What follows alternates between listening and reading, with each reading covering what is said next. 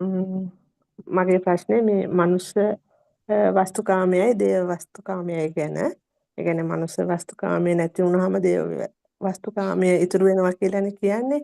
එතකොට මේ මම මේ ඔබ වහන්සේ මේක මේ සකදාගාමී මාර්ගය දේශනා කරන්න කලින් වෙච්ච දෙයක් ගැන කියන්නේ. කියන මම ඇහුවේ ඊට පස්සේ ඔබ වහන්සේ මේ සකදාගාමී මාර්ගය දේශනා කරන විදිහ අපි මෙම උදාහරණකින් මම කියන්නම්. මම කේක් කන්න කැමතියි. එතකොට මම එක එක જાතියේ කේක් වර්ග කනවා. කනකොට මට දැනෙනවා මේ කේක් වල තියෙන සීනි, පිටි, බටරුයි තමයි මූලික ද්‍රව්‍ය ටික. ඉතින් චොක්ලට් දැම්මාම චොක්ලට් කේක් වෙනවා. පළතුරු දැම්මාම පළතුරු කේක් වෙනවා. හැබැයි මේ ඔක්කොම කේක්. එහෙම කාලයක් යනකොට මට දැනෙනවා මේ මම මේ කේක් කෑල්ල කන්න බොහොම දුකක් විඳිනවා කියලා. ඒ කියන්නේ හරියට මෙන්න මේ වගේ. ඔබ වහන්සේ දන්නවද ලෙෂවර්ඩ් කියලා මේ ලංකාවේ ප්ලේස් එකක් තියෙනවා. ඒකේ දැන් තියෙන්නේ මේ තට්ටු 4ක් විතර නැගගෙන බොහොම වෙහෙස වෙලා නැගගෙන ගිහිල්ලා එක ටයර් එකකින් තප්පර ගානකින් පල්ලෙහාට බහිනවා. අර ලිස්සල එන ටිකේ තමයි මේ සතුට තියෙන්නේ. එතකොට අර තට්ටු 4ක් උඩ නගින වෙහෙස ගැන නෙමෙයි අපි හිතන්නේ අර තප්පර ගාන දකින සතුට ගැන. අන්න ඒ වගේ දැනෙන මට්ටමක් වෙනවා. මම මේ කාමයේ ගැන වහන්සේට කියන්නේ. ඊට පස්සේ මට තේරෙනවා මේ හරියට මේකත් මෙන්න මේ වගේ. මදුරුවෙක් කෑවහම අපි කසනවා. නැත්නම් නිකන් කසන්නේ නැහනේ. මදුරුවෙක් කෑවහම කසනකොට හරි සනීපයි. කෑවොත් තමයි කසන්නේ. ඔන්න ඔය මට්ටමේ එන්නකොට හාමුදුරනේ මට ආස්වාදයේ තියෙනවා. මේ කේක් කනකොට ආස්වාදයේ තියෙනවා. අර දුක් විඳගෙන තට්ටු 4 නැගලා පල්ලෙහාට බැස්සාමත් ඒකේ තියෙන ආස්වාදේ. ඒක දැනෙනවා මට. ඒත් මම දකිනවා මට මෙහෙම වුණාම තමයි මේක දැනෙන්නේ කියලා. දැන් මගේ සිතේ තියෙන්නේ මෙච්චර දුක් විඳලා මොනවාටද මේ ආස්වාදේ විඳින්නේ? මේක හරි කම්මැලි වැඩක්.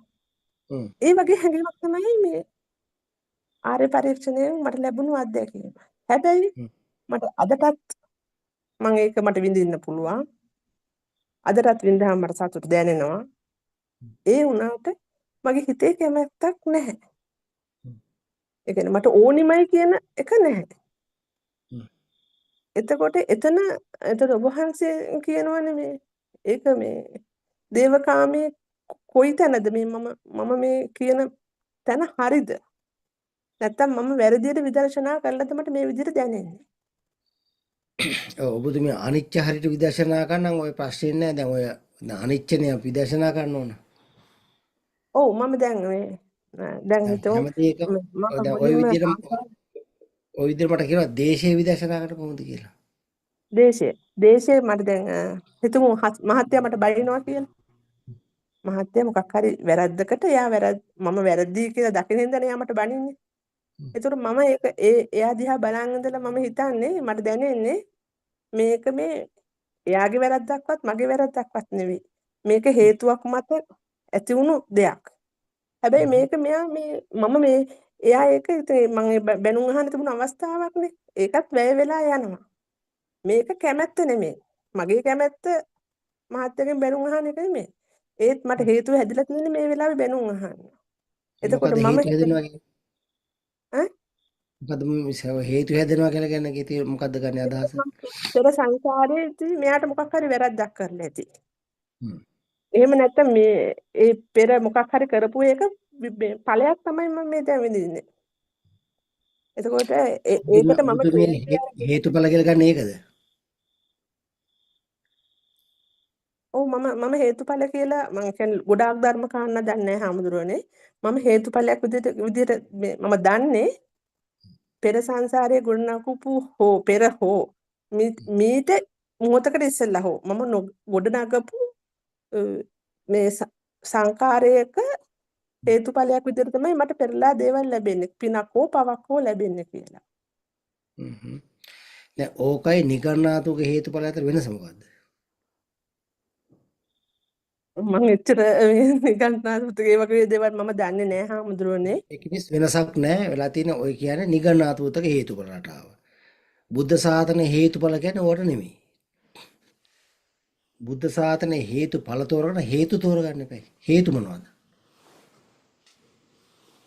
හේතු කියන්නේ අපි මේ රාග දේශ මොහ හෝ මේ විතරාගී විතදේශී විතමෝහ හරි හේතු ගොඩනගන සංකාර. ඔව්. ලෝභ දේශ මොහ, අලෝභ දේශ අමෝහ කියන හයට කරන හේතු. ඔව් ඒ හේතු හයෙන් ගොඩනගන දේ කියලා ගන්නවා මම. අන්නේ හේතුවල ඵල කියන එකට තමයි හේතුඵල කියන්නේ. ඔව්. දැන් ඔබතුමේ කලින් කිව්වේ කර්ම විපාක ඔය කියන්නේ. පෙර කර කර්මවල විපාක වෙන අවස්ථා තියෙනවා. ඔව්. හේතුඵලයි කියන කලින් කියපු එක නෙමෙයි. ඒක එහෙම හේතුඵල කියලා ගත්තොත් සම්පූර්ණ විරුද්ධයි ඒක. දැන් ඕක තමයි නිගණ්ඨාත්මුත් එක වැරදි ධර්මයේ. දැන් අර ඔබ වහන්සේ කියනවානේ දැන් මේ කර්මස්ථානයක් කියනකොටත් මේ දිගට මේ විදර්ශනා කරන්න එපා මේ හැම එකෙම නිවනයි මේ හ්ම්. විස්තර වෙන්නේ කියලා. එතකොට ඔව්. ඒ වගේ මමත් මේක මගේ රාගයක්ද මේක මගේ දේශයක් ඕ මේක මම දිගට හිතන්නේ මේක මම පෙර හේතුවකින් හදපු එකක්. එක්ක හේතු හයයි කියලා ඔබ හේතු හයනේ තියෙන්නේ. ඒ හේතු හය එකකින් මම ගොඩනගපු දෙයක්. ඒක පෙර කතාවක් නෑ මේ. දැන් හේතු හදන්නේ මේ වෙලාවේ. දැන් අලෝභ දේශ සමෝහයෙන් ගත්තොත් එහෙම එක වැත්තක්. ලෝභයෙන් දේශයෙන් මෝහයෙන් ගත්තොත් එහෙම සංකාරද විපරණාම දුක්ඛ කියන ඔය කියන්නේ. ඔව්. ඒක පෙර භවයක් සම්බන්ධ කතාවක් නෑ ඔකට. පෙර භවයක් නෙමෙයි ස්වාමීනි මීට පෙර කියන්නේ දැන් මේ මොහොත නැතුව මීට කලින් කියලා නෑ මම නෑ මේ කලින් හදපු විපාක කියලා ගන්න මේ හේතු හදන්නේ මේ මොහොතේ. දැන් සංකාර දුක විපරණාම දුක්ඛ කියන තේරෙනවද? ඔව්. අන්නේ තුන හදන්නේ අන්න හේතුඵල. ඒ මේ මොහොතේ හදන්නේ.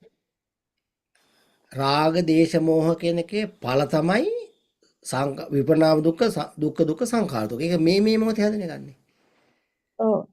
දැන් ඔබතුමිය හේතුඵලයි කර්ම විපාකය කියන දෙක එකට ගන්න. ඒක එහෙම ගන්න බෑ. කර්ම විපාක කියලා වෙනම කොටසක් තියෙනවා. හේතුඵල කියන කර්ම විපාකට කියන නමක් නෙමෙයි. ඕක මම විස්තර කළේ ගොඩාක් තමයි හේතුඵල දෙආකාරයෙන් දකින්නවා කියලා. ඔව් ඒක ඇත්තක තමයි දැන් අනිත්‍ය විස්තරයට ගන්න එකේ දැන් ඔය කරදරකාරී ස්වභාවය දකින්නෝනේ. දැන් ඒක ගත්තොත් එහෙම ගොඩක් දැන් අපුතුමිය ඔහොම කියලා නිම්මාන රති කියන මේ දිව්‍ය ලෝකෙට ගියොත් එහෙම දැන් නිම්මාන රතේ ඔය තියෙන දුක නැහැනේ. දැන් අපුතුමිය දුක කියලා පනවන්නේ ඔය වැඩ කරගන්න මහන්සි කරදර කම්මැලි කමනේ. මට ඒක හරියට විස්තර කරන්න බෑ මම මේ කියන්නේ දැනෙන ස්වභාවය.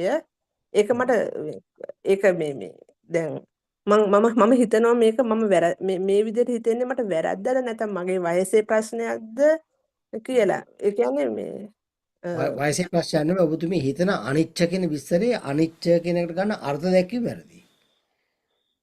අනිච්ච කියන්නේ මේ ස්වචිත්තේ කැමැති ඉෂ්ට වෙන්නේ නැහැ කියන එක නෙවෙයිද? නෑනේ.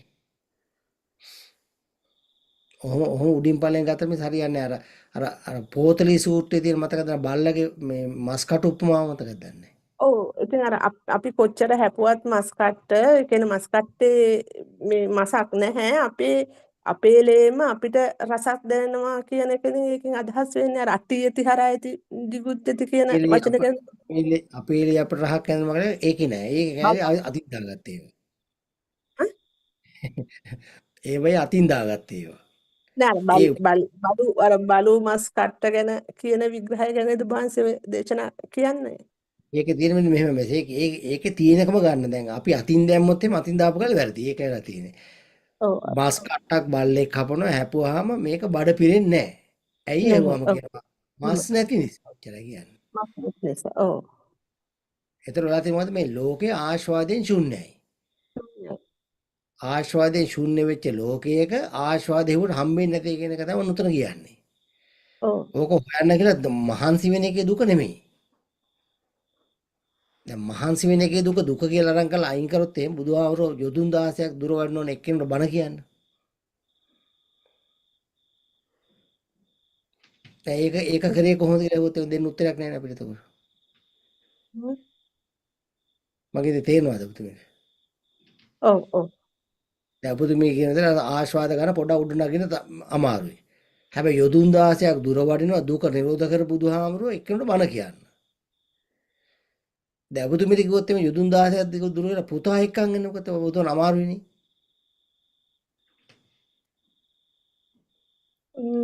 නෑ මං ඉතින් ඒක කරනවනේ මගේ පුතා එක්කන් එන්න මම විතර නම් ඉන්නේ මම ඒක කරනවමනේ. දැන් ඒක හරි අමාරුයිනේ කරන්නේ. හැබැයි අමාරු. බුදුරජාණන් වහන්සේ සියලු කෙලෙස් ප්‍රහාණය කරත් ඒ වගේ වැඩක් කරලා තියෙනවා. ඒතර ඔය ඔබතුම කියන ඇඟේ පතේ මහන්සිය කියන එක දුකයි කියලා ගත්තොත් එimhe ඒක බුද්ධ ධාතනේ ගලපන්න බෑනේ මිස්. එහෙම එකක් බුද්ධ ධාතනේ නෑ. එහෙම ලෝකයේ ධර්මතාවයක් තියෙනවා. අනිච්ච කියන්නේ ඕක නෙමෙයි. ඔය ආස්වාදයක් පස්සේ යන්න ගියාට පස්සේ ඔහොම ධර්මතාවයක් ක්‍රියාත්මක වෙනවා. හැබැයි අපි දැන් මේ විදර්ශනා කරන අනිත්‍ය දුක්ඛාන්ත විදර්ශනා කරන්නේ මේ නිවන් දකින්න කියන පරමාර්ථයෙන් නම් ඕක විදර්ශනාව නිවන් පූර්ණ වෙන්නේ ඒක නැහැ. තමයි මට තේරෙනවා විදර්ශනා කරන උදේවැය එකේ යන මොකද? මම විදර්ශනා කරන විදිහේ මොකක් හරි වැරද්දක් තියෙන බව මට තේරෙන ඉඳ තමයි මම මේ තුන් වතාවක් ඔබ වහන්සේට කතා කරන්න හිටියේ. අන්න හරි දැන් අන්නේ වැරද්ද තෝරගෙන වරද්ද මොකද්ද? උදේවැය ඥාණය අට්ඨීති හර jigucchiti කියන අර්ථයෙන් අනිත්‍ය දැකනම ওই ප්‍රශ්නේ ඉන්නේ නැහැ. ඒතර මේ වැඩ කරන එකක් හා සම්මත සහ සම්මත මොකක්වත් මේක නැහැ. මේක මේ රාග දේශ මොනවාද කෙලස් ටික ප්‍රහාණය කරගන්න එක තමයි. කෙලස් හැදෙන එකට කියන උදේ ඥානෙ, වැය කරන අනිත් මේ වැය ඥානෙ.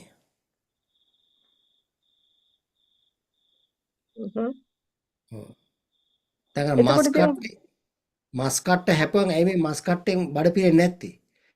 මස් කට්ටේ මස් නැති නිසා. ඔය දැන් රූපයක් පස්සේකට ඇයි ආස්වාදයෙන් පිරෙන්නේ නැත්තේ? තෘප්තිවත් වෙන්නේ නැත්තේ? රූපේ ආස්වාද නැති නිසා එච්චරයි. ඔය දැන් ඒ ඔන්නෝක විදිහට දැකලා ඒ විදිහට දැන් මම කේක් කෑල්ලක් කනකොට මට ඒ විදිහට දැනෙනවා මේ කේක් කෑල්ල මේ කේක් කෑල්ලේ රසක් මට දැනෙනවා. ඒ වුණාට මම දන්නවා මේක මේ ආස්වාදේ පිරීලා ඉවර වෙන එකක් නෙමෙයි. කුස පිරෙන එක ඇත්ත. ඒ වුණාට රසය මේ හැම වෙලෙම එහෙනම් මට දිගටම කන්න පුළුවන් වෙන්නේ ඒක මම මේ මනසින් හදාගත්ත රසයක් මනසින් හදාගත්ත කැමැත්තක් කියන එක මට ඒක තේරෙනවා. එතකොට ඒකේ රසත් මට දැනෙනවා. ඒ වුණාට මට හිතෙනවා මේ දැන් මේක මෙහෙම නැති දෙයක් මම හිතින්ම වාගත්ත දෙයක් නේ. ඇයි මම මේකට ලොල් වෙලා යන්නේ කියන එක. ඔය දැන් බුදුමේ කියන රසය දැන් කේක් කෑල්ලේ රසය හිතින්මව ගත කරන ඒකේ ආස්වාද හිතින්ම වෙච්ච එක මිස්. ඔව් ඒක මම ආස රසය කියන කරන මම ආස රසය කරන්නේ කියන්නේ ප්‍රශ්න අහන්න මම ඉවර ආස කරන්න මිස්. කරන්නේ මම ආස කරන්නේ පළතුරු ෆෘට් කේක් එකක් නම් ඒ මම මනසින් හදාගෙන තියෙනවා මම ආස මේ මනස හදාගෙන තියෙනවා මේ ෆෘට් කේක් වලට තමයි මම ආස කියලා. ඉතින් මම ආසනවට ඒකට හැමෝම ආස වෙන්නේ නැහනේ. ඉතින් ඒක මම මනසින් හදාගත්ත දෙයක් බව මට දැනෙනවා. එතකොට මට ඒක ඒ වුණාට මම කනකොටත් මට රස දැනෙනවා. ඉතින් මම හිතනවා මේකෙන් මගේ කුස පිරනවා තමයි. ඒ වුණාට මම මේකට අර බැඳි මේක පුදුම රසයි මේක මේ වගේ ගණන් මෙහෙම කරලා හදාගෙන යන්නේ මම මේ හදාගත්ත දෙයක් තමයි කියන එක මට දැනෙනවා. අන්න ඒක දැක්කම හරි මිස්. ඒක දැකලා දැන් අර මානසික ගොඩනගන මේක තියෙන එකක් කියලා. ආස්වාදේ. එතකොට මට දැනෙනවා ඇයි මම එතකොට මෙහෙම මම මනසින් හදාගත්ත දෙයක් පසුපස ඇයි මෙහෙම විඳගෙන යන්නේ කියලා. මේක කන්න ඔව්. මම යන්නේ ඔව්. අන්න ඒක මම ගත්තට කමක්. අන්න ඒක හරි. අන්න ඒක ගත්තනම් අන්න ඒකෙන් නිවන් දකින්න පුළුවන් බුදුමේද. ඒ විදිහට තමයි මේ ස්වාමීන් වහන්සේ මම ඔව්. ඒ කියන්නේ මේ ඔය ඔබ වහන්සේ විග්‍රහ කරන මේ ගැහණියට ඔව්. පිරිමිය පිරිමියට ගැහණිය කියන බුදුම දේ ඉස්සෙල්ලා මම කිව්ව වෙන එකක්. ආ බුදුම ඉස්සෙල්ලා කිව්ව වෙන එකක් අර මේ අර කම්මැලිකම අර ඒක ඒක තමයි මට ඔබ වහන්සේට ඒක මේ පැහැදිලි කරන්න තේරෙන්නේ නැහැ මොකද මම ගොඩක් ධර්ම වචන දන්නේ නැහැ. අර මගේ හිතේ තියෙන දේ පැහැදිලි කරන්න මම ඔබ වහන්සේට උත්සාහ කරේ. අර පස්සේ විස්තර කරපුවා හරි මිස්. ඔව් මුලින් මට කියපේ ගත්තොත් එහෙම අපි ඔන්න ඔහේ නිකන් උඩ බලන් හිටියන් පස්සේ නිවන් දකින්න වගේ ගන්න වෙන්නේ. හාමුදුරනේ අර මට අර ඒක පැහැදිලි කරන්න තේරෙන්නේ නැතිකම ඒක මම අර මේ මට එතකොට උදාහරණ කිව්ව එක මට තේරෙන්නේ දැන් ඒ විදිහට උදාහරණ කිව්ව විදිහට. නෑ දැන් මට මුලින් මේ මට දැන් යම් දවසකදී මට තේරුණා මේ මං මට හොඳට ධර්මයේ තේරෙනකොට අනිත්‍ය දුක් මම ඒව දැනගෙන නෙමෙයිනේ මම දහම් පාසල් කරලා මම ධර්ම කාරණා ඇත්තටම දන්නේ නැහැ. එතකොට මේ අහම්බෙන් හාමුදුරුවන්ගෙන් බණක් අහලා තමයි මට මේ තේරුනේ මේක. ඊට පස්සේ ඒ පැස හඹ යනකොට මට ඒක දැනගෙන ගත්තාම මේ වරක හාමුදුරුවෝ හැම වෙලේම කියන්නේ මේ දේශේ ගැටෙන්න නැති වෙන්න මේ ගැටෙන්න එපා රාගයේ ඇලෙන්න එපා. ඒකනේ කියන්නේ ගැටෙන්නේ නැතුව ඉන්න යැලෙන්නේ නැතුව ඉන්නනේ උන්වහන්සේ විග්‍රහ කරන්නේ. ඉතින් මම ඒක තමයි මේ විදර්ශනා කරන්න පුරුදුනේ. මම භාවනා කරන කාලය බොහොම අඩුයි. මේ එතකොට ඒ විදර්ශනාවෙන් තමයි මට දැන් ඔය ඊට පස්සේ මට දැන් තේරුණා මේ මට අදහසක් ආවා කාලෙකදී කියන්නේ කොයි කාලෙද කියලා කියන්න බෑ ගොඩක් කාල මේ මට හොඳ පෞල් ජීවිතයක් ගත කරන්න නැතුව නිවන් දකින්න බෑ කියන මතය ආවා. ඒ කියන්නේ මගේ ටිකක් හොරොස්කෝප් එකේ තියෙන්නේ මේ කාමයට බර හොරොස්කෝප් එක. ඉතින් මගේ අදහසුත් ඒ වගේ. එතකොට මට මේ නිවන් දකින්න බෑ මේක පූර්ණේ වෙන්නේ නැතුව. ඉතින් ඒකට ගැලපෙන කෙනා එක්ක නෙමෙයි මම විවාහ වෙලා ඉන්නේ. එහෙම ආවම ඉතින් මේ මම දැන් සෙකන්ඩ් විවාහ වෙලා ඉන්නේ. දැන් එයා මම හිතනම જાතිය කෙනා. මට ඕනිම කෙනා මම බලාපොරොත්තු වෙනම කෙනා හැමදේම එයා ගාව තියෙනවා. ඒතර මම මුලින් අර ආස්වාදයට කැමති වුණු දේ එයා ගාව තිබුණාට දැන් මගේ හිත අර විදිහට තමයි වැඩ කරන්නේ. කියන්නේ මම ආසම කේක් පළතුරු කේක් කෑල්ල ගැන මම වහන්සේට විස්තර කරේ. ඒක තමයි දැන් තියෙන්නේ මගේ හිතේ එයා ගැන. එයා වෙන කෙනෙක් එක්ක ගිහිල්ලා ආවට මට කිසි ප්‍රශ්නයක් නැහැ. හැබැයි එක තැනකදී මම එයාව අල්ලගෙන ඉන්නවා. ඒ කියන්නේ මෙන්න මේ විදිහට. එයා වෙන මේ ගෑන් ළමෙක් එක්ක එහෙම එයාගේ අවශ්‍යතාවය ඉෂ්ට කරගෙන ආවට කමක් නැහැ මට. හැබැයි මම එයා නැති වෙනවට කැමති නැහැ. ඒ නැති වෙනවට කැමති නැත්තේ මම එයාගෙන් තවම යැපෙන්නේ. එතකොට මට ඉන්න තැනම මගේ මේ නිවන් ගමට ඔක්කොම උපකාර කරන්නේ. ඒකට මට ඒ ඕනේ. ඒ විදිහට මම එයාව අල්ලගෙන ඉන්නවා. එහෙම තමයි මට ඒ මනස මගේ තියෙන්නේ. ඔය ඔබතුමිය දැන් ඒක ඇත්තට දැන් ඔය කියන එක නම් කියන්න පුළුවන් හැබැයි ඒක ඇත්ත ප්‍රායෝගිකවත් පුළුවන් නම් ඒතරේ මනුස්ස වස්තුකාමෙන් තොරයි කියන එක කරන්න පුළුවන් නම් මම කියලා තියෙනවා. එයාට කියලා තියෙනවා. ඒ කියන්නේ ඔය දැන් හොම කියන්න පුළුවන් නම් ඒක ප්‍රායෝගික අත්‍යවශ්‍ය දැක්කොත් තමයි තේරෙන ගන්න දැන් ඒක ඉන්න බැරි බව තේරෙන ප්‍රැක්ටිකලි දකින්න ඕනේ. ඉතින් ඔහොම කියලා ඉන්න ඕන කෙනෙකුට පුළුවන්. මම ප්‍රායෝගිකව පැත්තකින් දැකලා තියෙනවා ආමුදුරනේ. වන්න එහෙම මූණ දීලා ඉන්න පුළුවන් නම් පිච්චෙන්නේ නැති වෙන්නේ. ඉතින් ඒක ඉතින් ලොකු එකක් නේ අර මහතකේ බැඳිලා නැහැ නේ එතකොට. මම එතෙන්දි කල්පනා කළේ ආමුදුරනේ මේ මමත් එහෙම දෙයක් කරපු ඉඳ මට එයා ගැන එහෙම හැඟීමක් නැද්ද දන්නේ නැහැ කියලාත් මට එහෙම අදහසකුත් ආවා. ඒ කියන්නේ ඉතින් කොහොමද කමක් නැහැ. අපිට කරපු දේ මොකක්ද ඕනේ කොහෙන් හරි කමක් නැහැ. දැන් Tamanට ඉන්න ඔය වගේ හොඳට දැනෙන පාර්ට්නර් කෙනෙක් ඉන්නවා. එයාගේ අන්සතු වීම Tamanට දරන්න පුළුවන් නම් පිච්චෙන්නේ නැතුව ඒතර මනුස්ස වස්තු කාමයටදී දේශේ නැහැ දැන් ඔබතුමින. රාගේ තියෙනවා. ඔව් මට මම එයත් එක්ක ඒ කියන්නේ එහෙම තරහක් නේ අපි දෙන්න එකට ඉන්නවා එකට ජීවත් වෙනවා තාම. ඒ කියන්නේ මට යව ඕනිමයි කියන හැඟීම තියෙන්නේ අර අතනද විතරයි. අර කියන්නේ මට තනියෙන් තවම ඔය ටික ඉවරනේ මේ පස්සේනේ ඉවරනේ. දැන් වස්තුකාම කේශකාම ප්‍රහාණලා පස්සේ තමයි ওই ටික අයින් වෙලා යන්නේ. ඒක නිසා දැනට ඔහොම ඉඳලා ධානය වඩ아가න ඔයිට අදාළ අර ඔය මනුස්ස වස්තුකාමයේ පිළිබඳ තියෙන ප්‍රඥාවට කැලේ තියෙන අනේ කැල වඩන. එතකොට මම මේ ගොඩක් වෙලාවට ආමදට මට මේ භාවනා කරන්න කාලේ අඩුයි. ඒ කියන්නේ මම උදේ පාන්දර තමයි ටික වෙලාවක් භාවනා කරන්නේ. එතකොට මම ගොඩක් කරන්නේ විදර්ශනා කරන එක හැමදෙරෝනේ. ඒ කියන්නේ මම ගෙදර අතු ගන්නකොට මම අතු ගන්නට විදර්ශනා කරනවා මම මේ කුණු අරන් දාන්නේ මගේ මේ හිතේ කෙලස් තමයි මම මේ අරන් දාන්නේ කියලා ඒකත් ඉගෙන මම කරන හැම වැඩක්ම මේ විදර්ශනාවත් එක්කම තමයි ඒක කරන්නේ. ඉතින් මේ දැන් මට මේ ළඟදී ආපු මම විදර්ශනා කරන මට ළඟදී ආපු මම මේ ඇඳුම් මහන කෙනෙක්.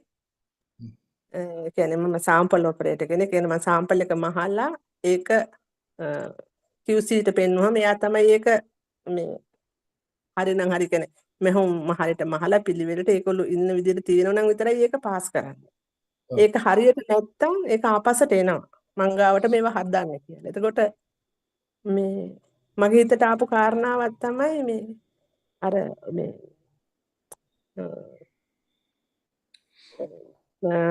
මතක නැහැ. අර අවේරේන සම්මන්තිද කුදාතන කියන ගාතාව මට නහි වේරණ වේරාණි. ඔව් නහි වේරෙන වේරාන. එතකොට මම ඒක එවෙලේ ගාතාව හිතින් මුමුණ තමයි මේ අර මම මහප් එක QC ගාවට අරගෙන යනකොට මේ එතකොට කිව්වා මංජු මේක වැරදි මේක ආයි හදාගන්න කිව්වා මට එකපාරටම මගේ ඔළුවට ආවේ මේ මම වෛරය නැති කරන්න වෛරයෙන් වෛරය සංසිඳෙන්නේ නැහැ කිව්වට මේ වෛරයෙන් සංසිඳෙන්නේ නැත්තේ කොතනින්ද? වෛරය නැති කරන්න ඕන. වෛරය ගොඩ නගන්න නැතුව ඉන්න. ඒත් ගොඩ නගන්න නැතුව ඉන්න නම් මගේ හිතින් මම මොනවද කරන්න ඕන? මම ඒක දකින්න ඕනේ. මම ඒක අනිත්‍ය දුක්ඛ විදිහට හේතුඵල ධම් විදිහට ඒක කොහොමද වෛරය මගේ හිතේ මෙහෙම ගොඩ නැගලා එන හේතුව මොකද්ද කියන එක මම දකින්න ඕනේ. ඒක මම හරියට දැක්කේ නැත්තම් හරියට මම මහපු ඇඳුම වගේ ආපස්සට මං ගාවට වෙනවා. එහෙම හැම කරන ගොඩක් වැඩවලදී මේ ඒ වගේ විදිහට මං විදර්ශනා කරනවා හාමුදුරනේ. හොඳයි ඔබතුමී දැන් ධ්‍යාන 4 වල ධ්‍යානෙ දැන් විදර්ශනා කරනවා. ඒතර තමයි ඔක තව ගොඩක් සම්පූර්ණ වෙන්නේ. මම චතුර් ධ්‍යානෙ පූර්ණේ නැහැ. මං තුන්වෙනි ධ්‍යානෙට වඩේ මේ භාවනා කරනවා. අර ඔබ වහන්සේ කිව්වා වගේ අර මේ ඊසාන දිග මම ඒ ප්‍රශ්නෙත් ඇහුවේ මම ඊසාන දිග පැත්තේ ඊසාන පැත්ත බලාගෙන ඒක හරිම පහසුවක් වුණා මට. ඒකේ ලොකු විශේෂයක් මට දැනෙන්න ගත්ත භාවනා කරනකොට ගෙදර ඉඳන්. ඉතින් මගේ ප්‍රශ්නේ ඒක තමයි මම මේ දේ හරියට මම මේ විදර්ශනාව කරන එක හරියට කරනවාද නැද්ද කියන එක දැනගන්න තමයි මට ගොඩක් වුමනා කළේ. අවසාන කිව්ව විදිහට මිස් හරි ඒක හරි දැන් ওই විදිහට වඩාගෙන යන්න ඉතින්.